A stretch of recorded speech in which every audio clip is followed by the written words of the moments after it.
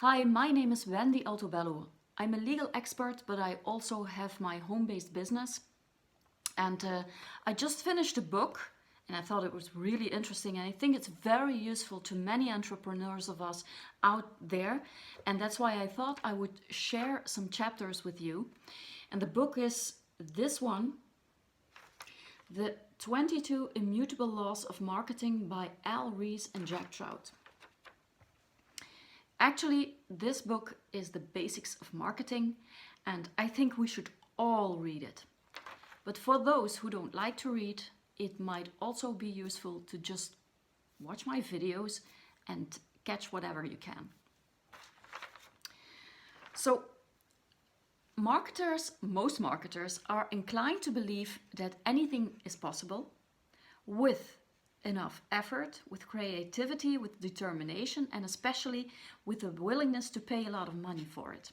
But actually, there are some programs that don't work. And the ones that do work are almost always, I'm sorry, I'm not an English native speaker, but the ones that do work are almost always in tune with some fundamental forces in the marketplace, because there are laws in nature. And as it appears to be, there are also some really logical and evident laws in marketing as well. And the first one is the law of leadership. It's better to be the first in the market than to be better. And I'm going to get into this a little further so it is clear what we mean with this. So, the basic issue in marketing is creating a category that you can be first in. It's easier to get into the mind first than to try to convince someone that your product is better than the one that they had first. And these questions will make that very clear. So these questions are to you. What was the name of the first computers in the market? IBM. What was the name of the second computers in the market? What was the name of the first dark, sparkling soft drink in the market? Coca-Cola. What was the second? See what I mean? Heineken beer was the first imported beer in America after World War II.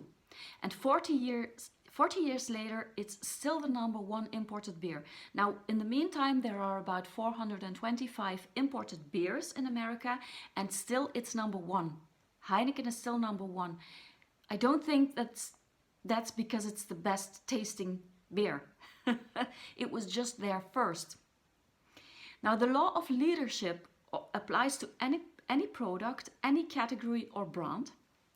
When you think about universities, Harvard was the first university in the United States and it is still leading. Think about when you meet one person of a twin.